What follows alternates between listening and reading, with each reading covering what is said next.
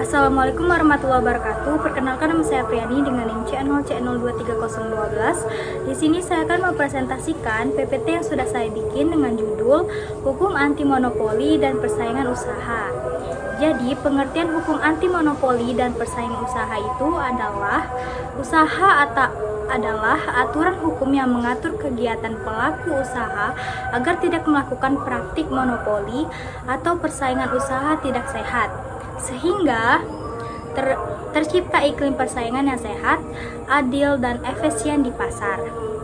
Nah, selanjutnya tujuan hukum persaingan usaha. Jadi yang pertama yaitu mencegah monopoli dan persaingan usaha tidak sehat. Dan yang kedua, melindungi kepentingan umum dan konsumen. Yang ketiga, meningkatkan efisiensi ekonomi nasional. Dan yang keempat, mendorong inovasi dan kualitas produk. Selanjutnya, landasan hukum di Indonesia, yaitu Undang-Undang Nomor 5 Tahun 1999 tentang larangan praktik monopoli dan persaingan usaha tidak sehat. Nah, selanjutnya ada prinsip-prinsip dasar. Nah, yang pertama yaitu kebebasan berusaha. Nah, setiap orang bebas berusaha di bidang apapun. Dan yang kedua, persaingan sehat adalah tidak boleh merugikan persaingan atau konsumen. Dan yang ketiga, larangan monopoli, yaitu pelaku usaha tidak boleh menguasai pasar secara dominan dengan cara tidak fair. Selanjutnya ada bentuk pelanggan. Nah, di sini ada beberapa bentuk yang dilarang oleh hukum ini di antara lain. Yang pertama, kartel, kesepakatan antar pelaku usaha untuk mengatur harga, produksi, atau wilayah distribusi.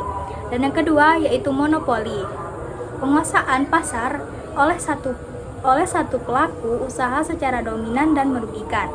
Dan yang ketiga yaitu praktik diskriminatif, harga atau perlakuan berbeda kepada mitra usaha yang setara.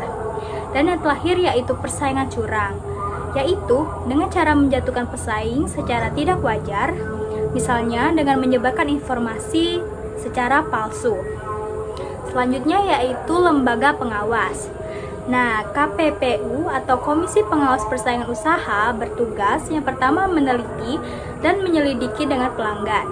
Dan yang kedua, membiarkan sanksi administratif kepada pelaku usaha yang melanggar. Dan yang ketiga, mendorong edukasi dan sosialisasi kepada masyarakat pelaku usaha. Dan yang terakhir yaitu sanksi. Pelaku usaha yang terbukti melanggar bisa dikenali yang pertama sanksi administratif atau denda, pembatalan, dan perjanjian. Dan yang kedua, sanksi pidana atau sanksi dalam kasus tertentu. Sekian presentasi dari saya akhiri dengan wassalamualaikum warahmatullahi wabarakatuh.